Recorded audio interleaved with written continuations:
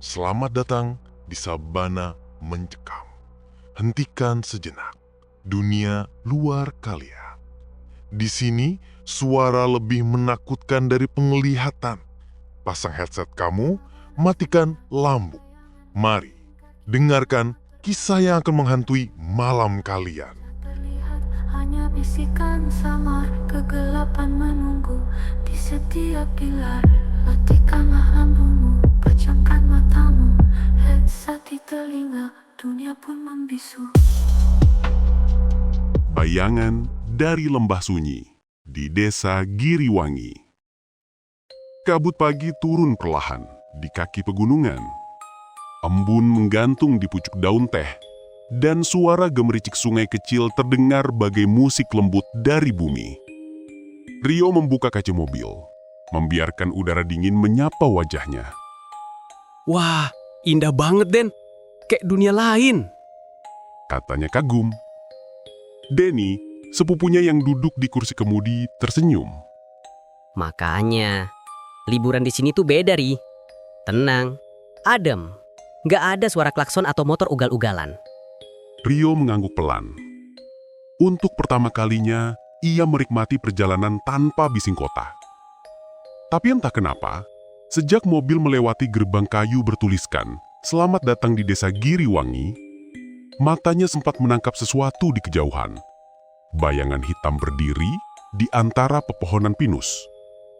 Hanya sekilas, tapi jelas. Rio memincingkan mata, mencoba memastikan, namun bayangan itu sudah hilang. Den, tadi kamu lihat sesuatu nggak di sana? Enggak, cuma pohon kali. Rio tertawa kecil, menepis pikirannya sendiri. Mungkin cuma bayangan kabut. Desa Giriwangi ternyata jauh lebih indah dari yang dibayangkan Rio. Rumah-rumah panggung dari kayu beratap ijuk berdiri rapi di pinggir sungai. Anak-anak berlari sambil membawa layang-layang kertas. Para ibu menjemur kopi, dan suara lonceng sapi terdengar di kejauhan. Ini damai banget, Den. Kayak nggak ada masalah di dunia. Ya, karena di sini orang-orang masih hidup dengan cara lama. Dan mereka tahu cara menghormati alam. Jawab Denny sambil menatap lembah yang diselimuti kabut lembut. Sore itu, mereka duduk di beranda sambil minum teh panas buatan Paman Bima. Bau kayu bakar bercampur dengan aroma daun teh menenangkan siapapun yang menghirupnya. Pandangan Rio tertuju pada bukit yang menjulang di ujung desa. Ia mengutarakan kepada pamannya kalau ia ingin ke sana. Paman Bima menatap Rio lama sebelum mereka naik ke bukit. "Rio," katanya perlahan, "di atas sana ada tempat yang disebut Puncak Bayangan. Orang sini percaya itu tempat perbatasan antara dunia kita dan dunia yang tak kelihatan. Kalau kau di sana, jaga sikap, jaga ucapan, jangan sembarangan." Rio mengangguk, tapi dalam hatinya merasa lucu. Iya, Paman. Santai aja. Saya tahu batas.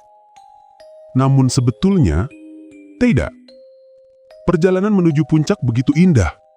Hamparan lembah terbentang, udara bersih membuat paru-paru lega. Burung-burung elang berputar di langit biru. Rio mengambil banyak foto, bahkan berselfie di bawah pohon besar yang akarnya menjuntai ke tanah seperti tirai. Tiba-tiba, di belakang mereka, seseorang berbicara. "Pohon itu tidak suka difoto." Suara itu berat, parau, dan muncul entah dari mana. Mereka menoleh, melihat seorang kakek berjubah hitam, matanya dalam dan tajam. "Anak muda, jangan sombral. Di sini, tindakan sembarangan itu bisa memanggil." Rio mematung. Tapi Denny segera menunduk hormat. Maaf, Kak. Kami pamit dulu.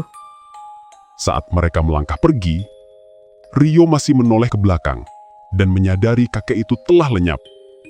Hanya tersisa angin dingin yang melintas di tengkuknya. Saat menuruni bukit, mereka melewati sungai kecil yang airnya berkilau di terpa sinar senja.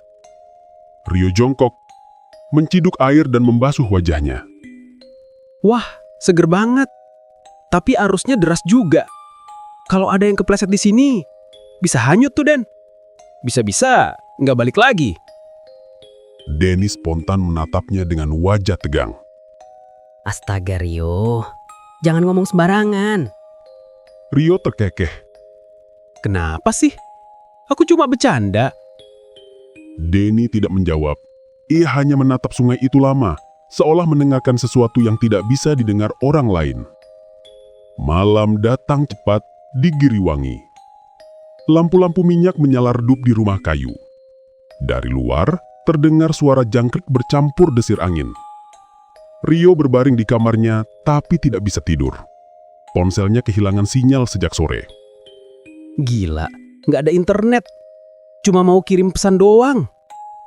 Ia menatap jam dinding. Hampir tengah malam. Akhirnya, ia keluar diam-diam, membuka pintu perlahan agar tidak terdengar. Udara malam menggigit kulitnya. Dan kabut turun makin tebal. Di ujung jalan, ada gardu jaga kecil dari kayu.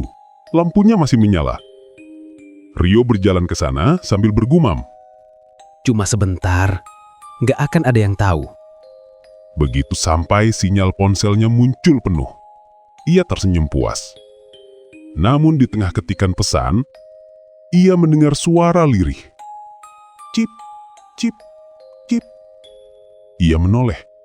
Tidak ada apa-apa. Lalu suara itu berubah, menjadi lirih tangisan.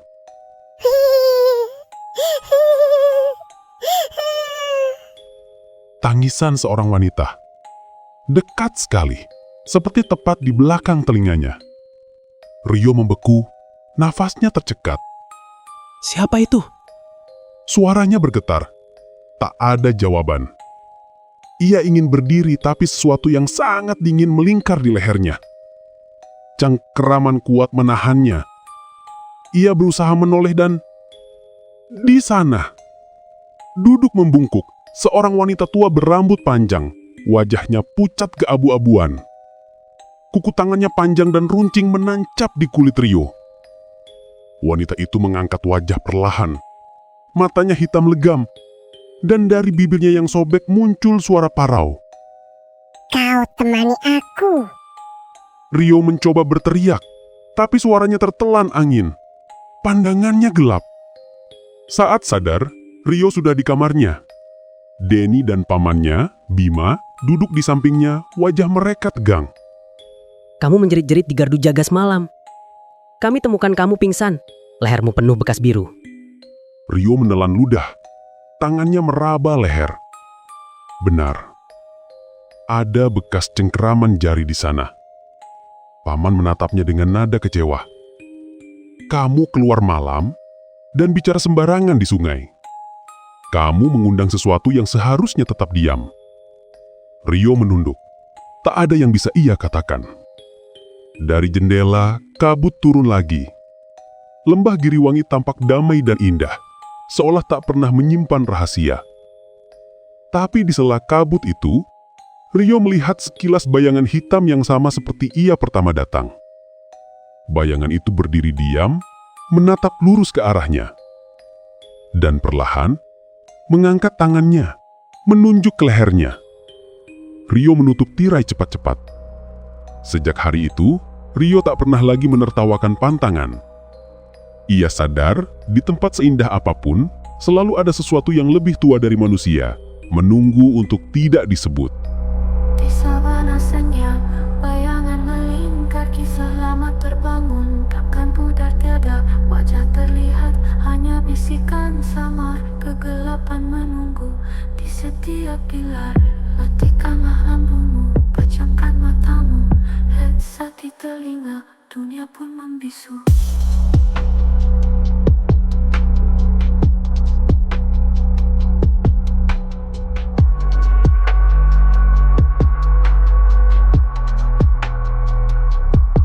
Dengar sabana mencekam, di sini kita bertemu di antara seramnya cerita. Hanya suara menembus, lebih dari yang terlihat, lebih dari yang kau tahu. Rasakan kengeriannya, temani malam. dalam sendu. Ilustrasi diam mengiringi tiap kata. Sabana mencekam.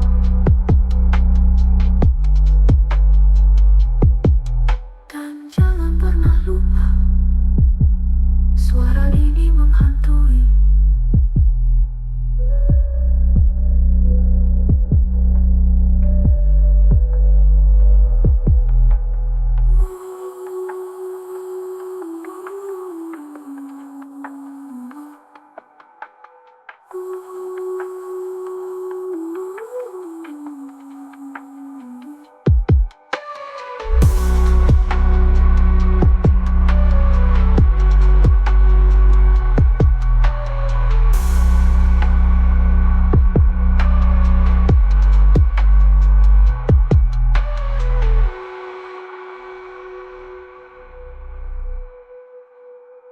Dengar sabana mencekam, di sini kita bertemu di antara